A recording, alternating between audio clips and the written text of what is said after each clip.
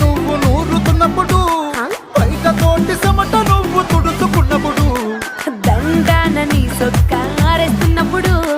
నీ ఒంటి వాసనతకు గుర్తొచ్చినప్పుడు